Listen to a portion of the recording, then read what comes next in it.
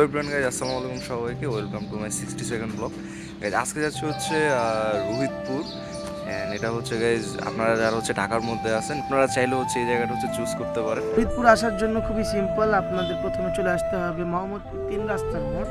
সাভার বা ওই এরিয়া থেকে আসেন তাহলে আপনারা হেমায়তপুরে নামতে পারেন অথবা নামতে পারেন ভাঙ্গা ব্রিজে।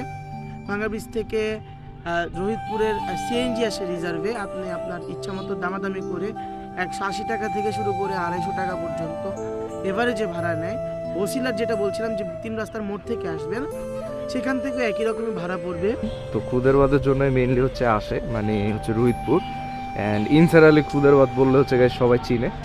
অ্যান্ড এটা হচ্ছে গাইজ আগে হচ্ছে ওইদিকে ছিল আর কি, রাস্তার পাশে, আর এখন হচ্ছে গাইজ একটু ভিতরে নিয়ে আসছে।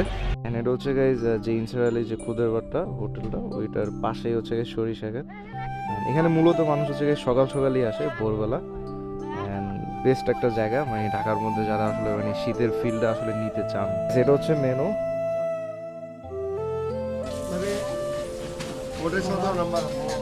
ভর্তা হলো ধনিয়া পাতা, কালো জিরা, লাল মরিচ, শুটকি, সরিষা, আলু। তো আপনারা আসলে হচ্ছে সানরাইজে হচ্ছে যেতে পারেন। এটা হচ্ছে গাইজ হচ্ছে খারাপ না, রিভিউ ভালোই। অ্যান্ড ইনসারাল এটা হচ্ছে মেনলি হচ্ছে পুরনো, আর এটা হচ্ছে আর কি নতুন। এই বলো, থামছো কেন তোমরা? ওয়ালাইকুম আসসালাম। সমস্যা নেই, চলে যাও, পরে ছবি তুলো, পরে চলে যাও। টাটা।